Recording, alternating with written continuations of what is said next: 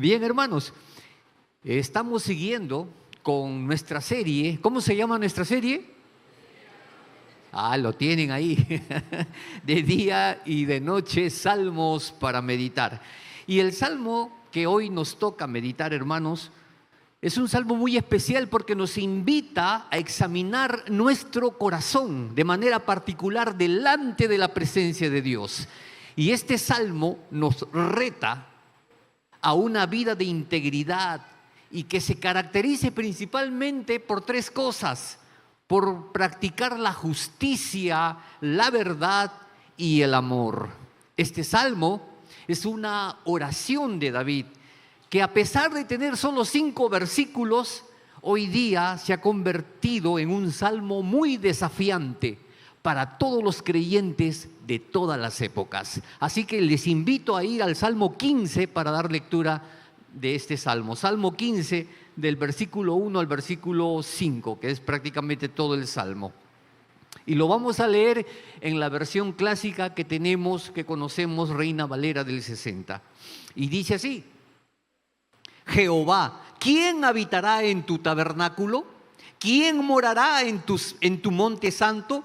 El que anda en integridad y hace justicia y habla verdad en su corazón. El que no calumnia con su lengua, ni hace mal a su prójimo, ni admite reproche alguno contra su vecino.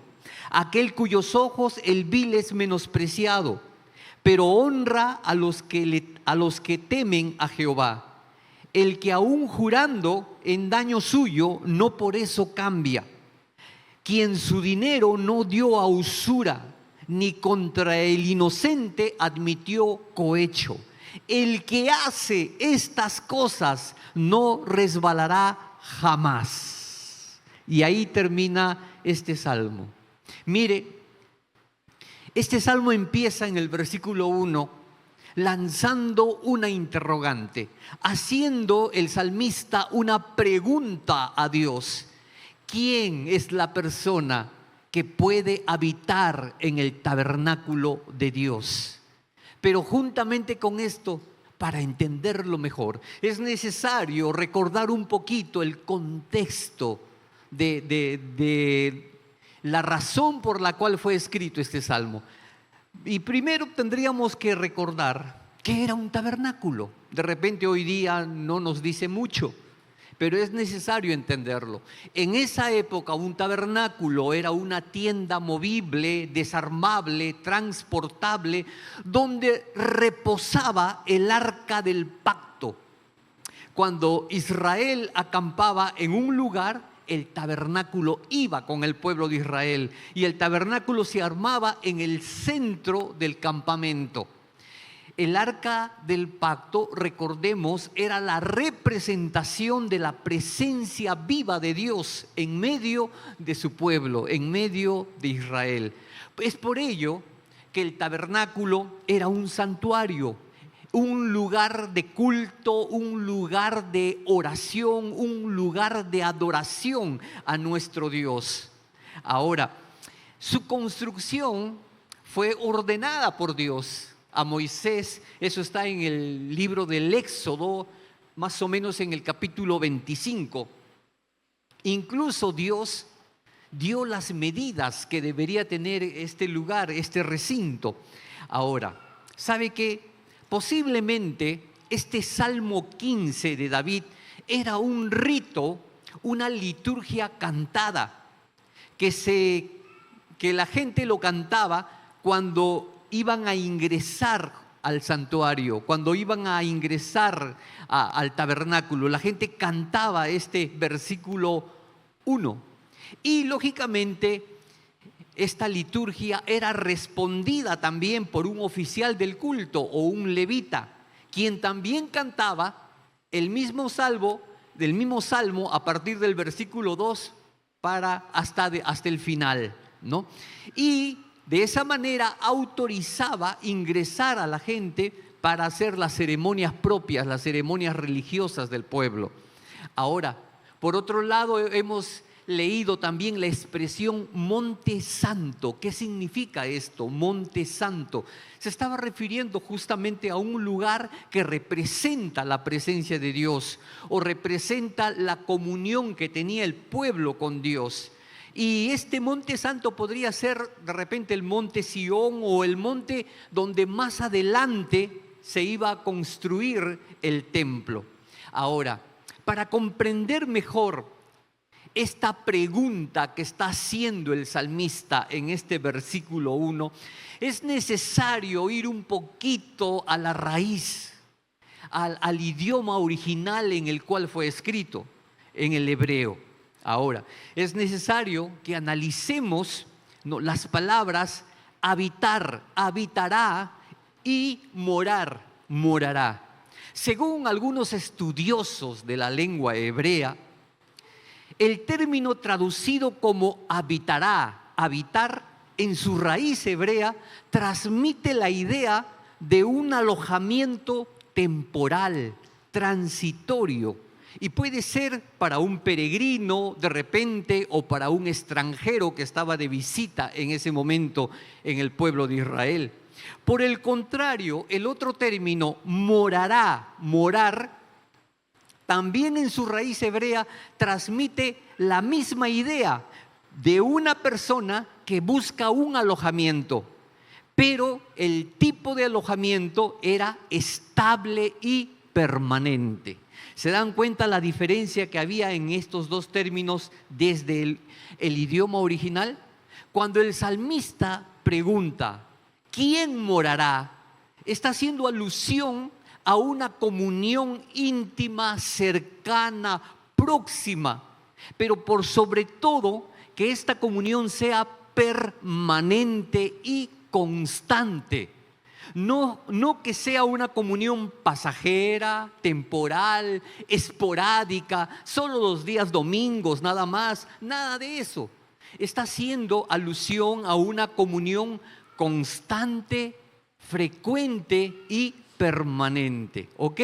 Ahora, recuerde usted, después de la muerte del rey David, el tabernáculo fue reemplazado por un majestuoso templo que fue construido en el monte de Sión. ¿Y quién construyó este templo grandioso a Dios? Fue justamente el rey que sucedió a David. ¿Quién fue? Salomón, el rey Salomón, su hijo, ¿verdad? Ahora, pasó el tiempo y pasaron los años, y más adelante, ya en el Nuevo Testamento, cuando Cristo vino a esta tierra, Jesús se va a presentar como el nuevo templo a través del cual ahora nosotros podemos tener comunión con Dios. Y eso lo vamos a encontrar en Juan capítulo 2, del verso 19 al verso 21. Dice, y Jesús les respondió, destruyan este templo y en 3 días lo levantaré. Entonces los judíos le dijeron, este templo fue edificado en 46 años y tú dices que en 3 días lo levantarás. Pero Jesús hablaba del templo de su cuerpo. Mire usted, Cristo es el nuevo templo. Es decir, a través de Cristo ahora el pueblo de Dios puede entrar en comunión con la gracia de Dios. Ya no necesitamos del antiguo templo, del templo físico que había en el Antiguo Testamento. Ahora, a través de Jesús, a través de Cristo, tenemos nosotros una comunión directa con Dios. Cristo reemplaza a la tienda, al tabernáculo. Cristo reemplazó al templo físico. Él es el templo vivo en el cual habitamos y a través del cual Dios está actuando a través de su iglesia. ¿Se da cuenta eso? Ahora, la siguiente pregunta sería pertinente hacernos. ¿Cuáles son las características de este hombre que morará en el tabernáculo? ¿Qué características tiene? Y eso lo vamos a empezar a leer del versículo 2 para adelante, ¿no? Y mire usted, a partir del versículo 2, más o menos hasta el versículo 5, vamos a encontrar toda una lista. ¿Una lista de qué? Lista de conductas adecuadas que debe tener esta persona, lista de principios morales que tiene que desarrollar y de actitudes propias que él tiene que aprender, las cuales no deben ser vistas como requisitos para acceder a la presencia de Dios, sino deben ser vistas como características que debe tener un hombre que accede a la comunión, a la presencia con Dios. Pues la preocupación del salmista era afirmar el carácter íntegro que debería tener las personas que adoran en el templo. En otras palabras, hermanos, el salmista se está refiriendo a los resultados de una vida que busca estar en plena comunión con Dios. Y para cumplir esta tarea, ¿será fácil hacerlo? ¿Será fácil cumplirlo? ¿Qué dicen ustedes? Humanamente es imposible. Humanamente no podríamos hacerlo. Necesitamos ayuda. Necesitamos la ayuda de Jesús. Porque sin Jesús es imposible llegar a una vida de integridad. Jesús dijo: separados de mí, nada podemos hacer, nada podemos lograr. Vamos a Juan capítulo 15 y vamos a leer del versículo 3 al versículo 5. En este pasaje de Juan, Jesús está diciendo: mi mensaje ya los ha limpiado a ustedes. Permanezcan en mí y yo permaneceré en ustedes. Ninguna rama puede dar fruto por sí sola, sino que tiene que estar unida al árbol, a la vid. Así sucede con ustedes. No pueden dar fruto si no se quedan en mí. Yo soy la vid, ustedes las ramas. El que permanece en mí y yo en él producirá mucho fruto. Pues separados de mí, ustedes no podrán lograr nada. Ahí está la palabra de Dios. Muy bien, ahora hermanos, vamos a ver cuál es esa lista. Vamos a ver la conducta que debe tener la persona que está en comunión con Dios. Y esto pues está dividido, vamos a dividirlo en una lista de acciones positivas y una lista de acciones no positivas, es decir, acciones que no son positivas o acciones que no deberíamos practicar. Ahora, dice el versículo 2, un hombre que esté en comunión con Dios debe andar en integridad, practicar la justicia, hablar la verdad desde el corazón. ¿Y eso qué significa? Significa que debemos actuar siempre de una manera honesta, responsable y respetuosa. Debemos siempre hacer lo correcto en cualquier circunstancia en la cual te encuentres. Aunque nadie te esté viendo, tú tienes siempre que actuar correctamente. Tienes que amoldar tu vida, tu mentalidad, tu manera de vivir a la voluntad de Dios, rechazar el pecado, ser fiel y leal con todos, cumplir lo prometido, aunque vaya en contra tuya, en contra de tus propios beneficios, tienes que cumplir lo que has prometido. Muy bien, ¿cuáles son las acciones a evitar? Aquellas acciones que no debemos practicar. Por ejemplo, la calumnia. Juzgar a las personas por el color de ropa que tienen. Juzgar a las personas por la apariencia que tienen. Juzgar a las personas muchas veces sin estar bien enterados de lo que han hecho. Aceptar y hacer correr el chisme que hemos recibido hacia los demás. Son cosas que tenemos que evitar en nuestra vida, hermanos. Luego, otra de las cosas que tenemos que evitar es la usura. Ser un usurero. ¿Qué significa la usura o qué significa ser un usurero? Es aquella persona que presta dinero a altas tasas de interés, es decir, con usura. Los usureros son prestamistas ilegales que se aprovechan muchas veces de la necesidad que tiene la gente para ellos poder lucrar. Y esas son una de las cosas que dentro del pueblo de Dios no debe existir.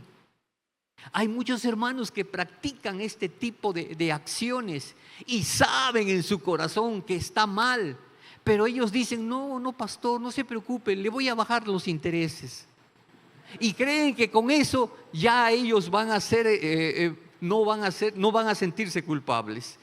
Otra de las cosas que también tenemos que evitar en nuestra vida es la avaricia, ser codiciosos, el famoso soborno, la coima. Desgraciadamente, hermanos, en nuestra comunidad, en nuestra sociedad, se está ya instalando una cultura de coimisión, iba a decir, una cultura del soborno.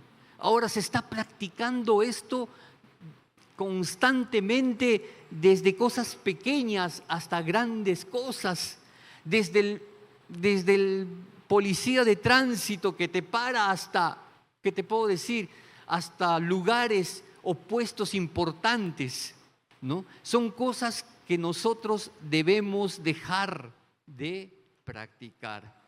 En el Nuevo Testamento, la palabra de Dios nos va a ir señalando todavía muchas más conductas y actitudes que debemos practicar y otras que debemos rechazar.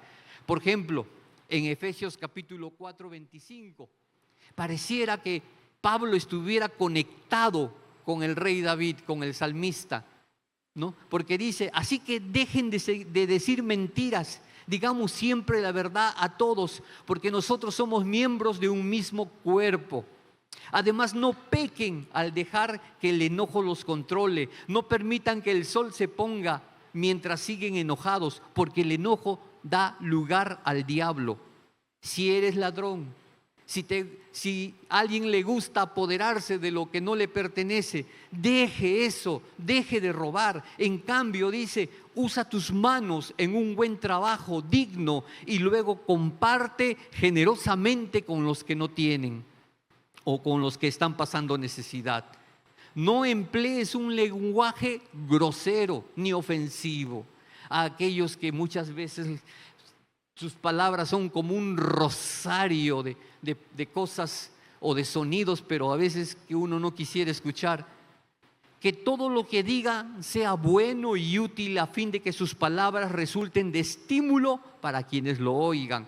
No entristezcan al Espíritu Santo de Dios con la forma en que viven. Recuerda que Él los identificó como suyos y así les ha garantizado que serán salvos el día de la redención. Líbrense, dice el apóstol Pablo, de toda amargura, furia, enojo, palabras ásperas, calumnias y toda clase de mala conducta. Por el contrario, sean amables unos con otros, sean de buen corazón, perdónense unos a otros, tal como Dios los ha perdonado a ustedes por medio de Cristo. Y mire usted, y podemos seguir. Todavía no hemos citado Romanos capítulo 12, Filipenses capítulo 4, Colosenses capítulo 3, la segunda carta de Pedro capítulo 1. Hermano, casi toda la palabra de Dios, casi todo el Nuevo Testamento, hay una lista de deberes cotidianos que los creyentes que estamos en comunión con Dios tenemos que hacer, vivir y actuar. Qué maravilloso es esto. Y muchas veces optar por el bien, hacer lo correcto, no va a ser tan sencillo, no va a ser tan fácil. ¿Sabe por qué? Porque muchas veces te va a llevar a enfrentarte, incluso con personas de tu contexto cercano. A veces con tu propia familia te va a llevar a enfrentarte. ¿Por qué? Porque simplemente has decidido hacer lo correcto y lo bueno. Y eso va a causar dolor. Sí, pero Dios vendrá en tu auxilio. Pero habrá un gozo interno de saber que estás haciendo lo que a Él le agrada, y no lo que a papá le agrada, y no lo que al otro le agrada, sino a Dios. En 2 minutos quiero contarle un pequeño testimonio y espero que sea de bendición para ustedes. Yo terminé de estudiar en la década del 80, más o menos el año 80, 81. Hice mis estudios secundarios en un colegio de Lima. Recuerdo que el sueño de toda persona que sale del colegio en esa época, en esta generación no lo sé, era pues la universidad, ¿no? Y yo recuerdo que en los últimos meses, cuando estábamos en el colegio, los compañeros nos juntábamos y decía: ¿y tú qué vas a estudiar? Decía: yo voy a estudiar medicina. Decía: tú, yo voy a hacer ingeniería. Y tú, yo voy a estudiar esto. Y yo me voy a ir a estudiar en la universidad tal, pero del extranjero. Y todo el mundo soñaba con progresar, con prosperar, con seguir preparándose. ¿Y sabe qué? Recuerdo que en una oportunidad yo también participaba de ese sueño, ¿no? Aún no tenía este llamado precioso, pero en ese sueño que yo tenía era justamente estudiar derecho, ser abogado, ¿no? Eso era mi máxima aspiración, recuerdo. Y empecé, pero choqué con una realidad. En ese tiempo las universidades nacionales realmente tenían mucha demanda. Se presentaban para postular 70,000, 80,000 personas para 3,000 vacantes. Era ni el 3.8% de los 70,000, 80,000 postulantes, solo el 3 o el 4% lograba llegar a una vacante. Es decir, 70,000 jóvenes con sueños, 80,000 personas que soñaban con seguir, con prosperar, con seguir adelante. Realmente sus sueños chocaban con esa pared. Y eso fue mi caso. Postulé 1, 2 veces y no logré ingresar. Papá no podía pagar una universidad particular, tenía que seguir insistiendo en una nacional.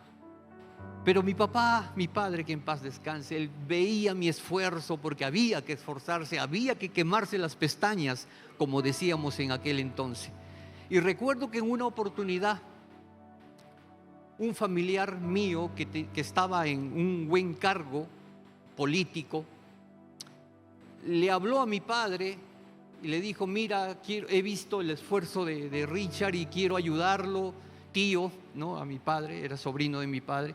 Entonces mi padre, ni tonto ni perezoso, le dijo: por favor, sobrino, ayuda a tu primo, ¿no? No se preocupe, él ya ingresó a la universidad. Dígale que no se preocupe, él ya ingresó a la universidad. Y yo me pregunté: ¿qué cosa es eso? ¿De qué me está hablando? La verdad no lo tomé en serio. Recuerdo que fue después de la última vez que no pude ingresar. Habrían pasado pues 3 semanas o 4 semanas, cuando vino a casa y me dio un sobre, recuerdo, era un folder manila. Abrí, me dijo: este es para ti. Abrí el folder y había un recibo grande que titulaba: constancia de ingreso a la universidad tal. No voy a decir el nombre por respeto a la universidad. Decía: constancia de ingreso, examen de admisión, año 1984 o 2, universidad tal, nombre del ingresado Richard Vaquerizo Vázquez, ¿no? Facultad de Derecho y Ciencias Políticas. Mi padre, cuando se enteró, un poco más y se pone a bailar de alegría, y ya estás adentro, hijo, y todo eso, ¿no? Pero dentro de mí, yo ya era creyente en ese tiempo. Dentro de mí había algo que me decía: eso no es correcto, Eso no está bien. Yo trataba de callar esa voz, créame, yo trataba de ahorcar, estrangular esa voz para que no me siga resonando, ¿no? Y buscaba maneras de tener un pretexto, pero la situación es difícil, ¿no? ¿Cuántos lo están haciendo? Muchos lo hacen, ¿no? Y así, pero esa voz seguía y no me dejaba en paz de día, de noche, me perseguía esa voz. Y ahora entiendo que era el Espíritu Santo redarguyéndome, hasta que dije, no está bien lo que estoy haciendo. Y tomé la decisión más difícil de mi vida. Digo difícil, hermanos, porque tuve que enfrentarme a mi familia, tuve que romper la ilusión de mi padre, enfrentarme al familiar, ¿no? que me llamó ingrato y muchas otras cosas, ¿no? Decirle, Padre, gracias. Familia, gracias, pero yo no puedo aceptar esto, porque esto no es correcto, esto no está bien, esto está prohibido por Dios, esto es ilegal, no lo puedo aceptar. Y lo rechacé. Mi padre estuvo enojado un tiempo conmigo, no quería hablarme, me tomaba mal, es decir, las familias, pero dentro de mí había una satisfacción, la satisfacción de saber que había hecho lo que para Él es correcto, lo que a Él le agrada, ¿no? Y más adelante descubrí que mi llamado era otro. Y hoy día estoy parado frente a ustedes. Gloria a Dios. Te alabo, Padre, te alabo. Ahora, muchas veces hacer el bien, muchas veces obrar, ¿no? De acuerdo a la voluntad de Dios, va a costar, y yo estoy seguro que muchos de ustedes tienen testimonios de obedecer a Dios, pero lo importante es que la palabra de Dios te respalda y Dios siempre estará contigo respaldándote. La tercera cosa, en el tiempo que me resta, ¿cómo identificar a una persona íntegra? Qué difícil, ¿verdad? ¿Cómo identificar a una persona íntegra? La Biblia dice, por sus frutos. No dice por lo mucho que sabe, no dice por lo bonito que predica, no dice porque por las cosas que domina, dice por su manera de vivir. Lo vas a reconocer. Indudablemente toda persona que practique y tenga en su vida el fruto de tener una comunión con Dios, esa es una persona íntegra. Y esa persona íntegra va a recibir una promesa que está justamente en este salmo, en el Salmo 15, en la última parte. Y dice el salmista, el que hace estas cosas no resbalará jamás. Mire esa promesa de Dios. La promesa nos asegura que el íntegro no va a resbalar jamás. Ahora, ¿qué significa? ¿Cómo entender esta expresión? En el sentido físico, resbalar significa, pues, lógicamente, no tropezar, no perder el equilibrio, ¿no? No caer al piso. Bueno, eso significa en el sentido físico. Pero en el sentido espiritual, está diciendo que la persona que obra, guiado por el Espíritu Santo, que busca agradar a Dios en su vida diaria, es una persona que nunca va a tropezar en su fe. Es una persona que nunca se va a apartar de la verdad. ¿Y sabe por qué? Porque tendrá la fortaleza de Dios. El íntegro, por lo tanto, es aquel que se mantiene firme en su fe. Ahora, no confunda usted integridad con perfección. Un íntegro no es perfecto, como cada uno de nosotros. Nadie es perfecto. Pero ¿sabe qué? La persona íntegra, si es que resbala, se vuelve a levantar. No se queda en el piso. Se vuelve a levantar y Dios vendrá en su auxilio para ayudarlo. Dios vendrá en su auxilio para levantarlo. ¿Sabe lo que dice Primera de Juan, capítulo 2, verso 17? Y quiero que usted escuche esta segunda parte. Y dice, y el mundo pasa y sus deseos, pero el que hace la voluntad de Dios permanece para siempre. ¿Quién permanece para siempre? El que hace la voluntad de Dios. Ahora compare usted esa frase con la promesa del salmista: no resbalará jamás. Permanece siempre, para siempre. El otro lado, no resbalará jamás. ¿No son dos frases casi paralelas? ¿No son dos frases que en el fondo significan una misma cosa? Qué linda es saber que la palabra de Dios está conectada, no importa en el tiempo en que fue escrito. De repente el salmista nunca conoció a Juan, nunca se vieron, estaban separados por cientos y cientos de años, pero el Espíritu Santo es el mismo, el que hablaba en el corazón del salmista, el que habló en el corazón de Juan. Qué hermoso es esto. Ahora, como conclusión, ¿qué puedo decir? Puedo decir lo siguiente, hermanos. Esta pregunta con la cual el autor David comienza su salmo: ¿quién habitará? ¿Quién morará? Si esa pregunta estuviera vigente, tendría como respuesta tajante: nadie. Ningún ser humano podría entrar en el lugar santo de Dios. Ningún ser humano podría acceder a la presencia de Dios si no fuera por la gracia de nuestro Dios. Si no fuera por la gracia de Dios. ¿Por qué digo esto? Porque solo el sacrificio de la cruz, en la cual se pagó nuestras culpas, en la cual Cristo con su muerte y con su resurrección abrió el acceso, abrió el camino para que nosotros podamos llegar a su presencia, hermanos, es el que puede y nos ayuda a dar respuesta a esta pregunta. Hoy tenemos la firme convicción de que Jesús es el Señor en el tabernáculo. ¿Sabe por qué? Él es el Dios que habita en la santa colina del cielo. Y con su sacrificio en la cruz, que vuelvo a citar, Él asumió el castigo que nosotros merecíamos, el castigo que nos separaba de Dios. Y al hacerlo, logró que nosotros, pecadores, pudiéramos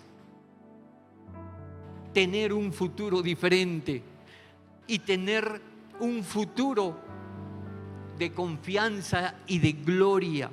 Y a través de Jesús hay un gran regalo para todo aquel que lo ha recibido como Señor, como Salvador, que vive agradándole, cumpliendo su palabra. ¿Y sabe cuál es ese regalo? La salvación eterna.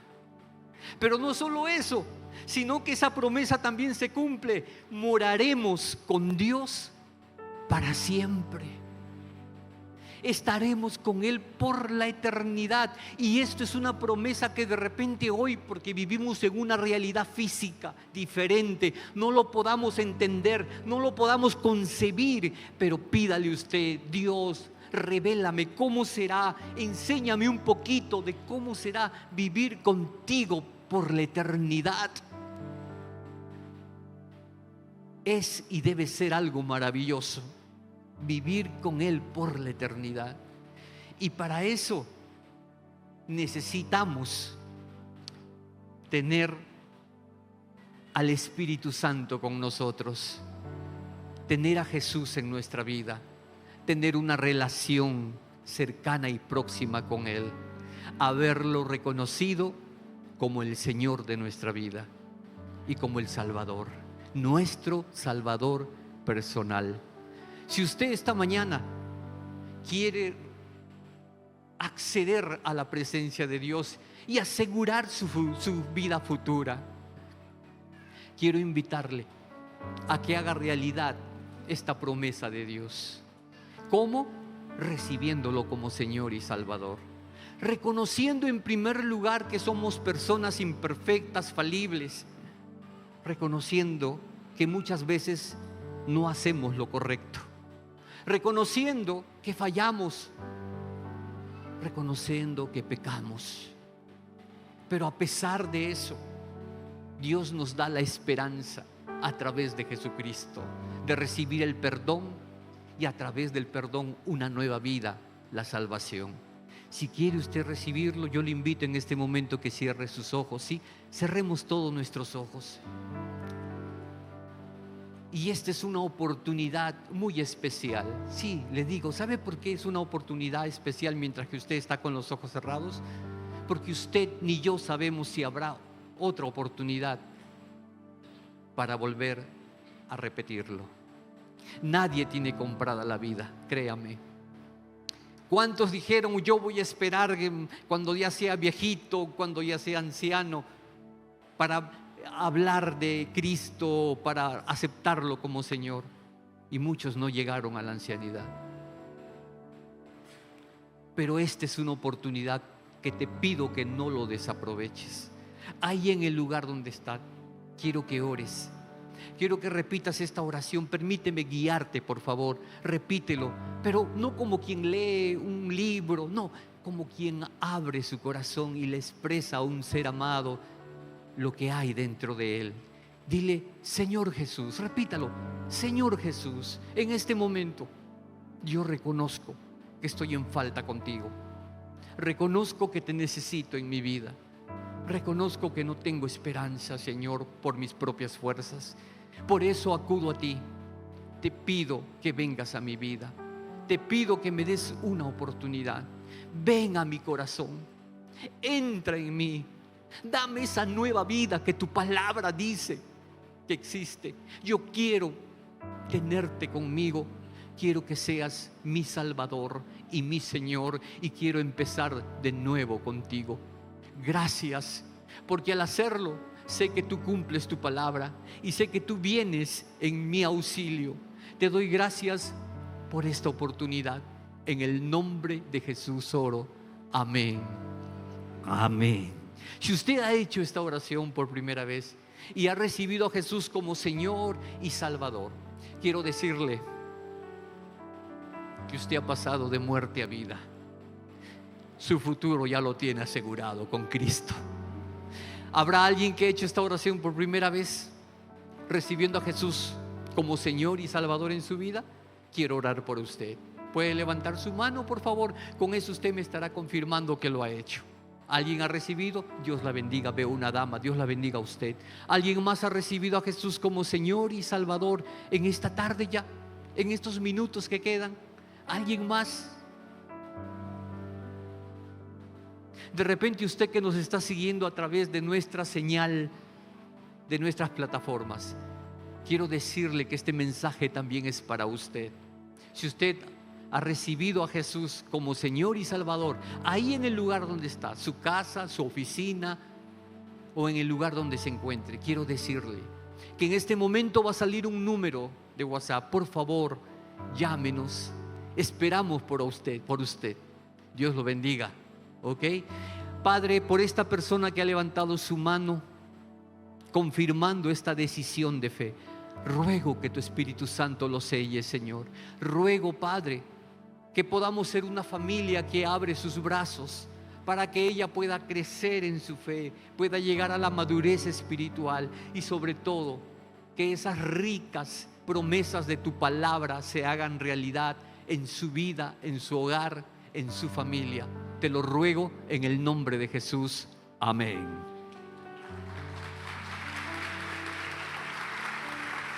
Hay una persona que se va a acercar a usted. Por favor, quiero pedirle que pueda acompañarla, ¿sí? La persona que recibió, ahí está. Gloria a Dios. En este momento vamos a compartirle. Aleluya. La Biblia dice que hay gozo en los cielos por una persona que llega al arrepentimiento, ¿ok? Y antes de terminar, hermanos, simplemente recordarles que un domingo al mes estamos levantando una ofrenda especial para movilización. ¿Cuántos conocen la dirección de movilización y todo lo que movilización de la iglesia está haciendo? Créame, hermanos, es tremenda las cosas que se está haciendo, pero necesitan justamente el apoyo de la congregación. ¿Para qué? Para que pueda llegar a cumplir todos estos objetivos que nos hemos trazado. Así que en este momento vamos a pedir que pasen por favor las canastas. Padre, en el nombre de Jesús, bendice cada ofrenda, Señor, que sea usada para bendecir a cuantas personas realmente lo necesitan. Bendícelo, Señor, y bendice a cada persona también que está ofrendando. En el nombre de Jesús, amén, amén. Y quiero recordar, mientras van pasando las canastas, quiero recordarle, hermanos, todo lo que movilización de nuestra iglesia está haciendo. En primer lugar, estamos haciendo 2 viajes misioneros a comunidades nativas que están alejadas de nuestro país, llevándole ayuda, llevándole alimento, llevando ropa, pero juntamente con esto llevando también la palabra de Dios a todas estas comunidades. En nuestro balneario de Pucusana estamos atendiendo a 350 personas, 200 niños y 150 personas adultas en estado de carencia. Estamos ayudándoles con desayunos diarios para que los niños puedan ir al colegio alimentados. Aparte de ello, estamos dando reforzamiento escolar a este grupo de niños para que puedan rendir justamente en sus labores escolares. Estamos discipulando a más de 400 internos en los 5 penales más importantes de nuestra capital. No estamos dejándolo a su suerte, estamos con aquellos que han perdido la libertad, estamos con ellos apoyándolos.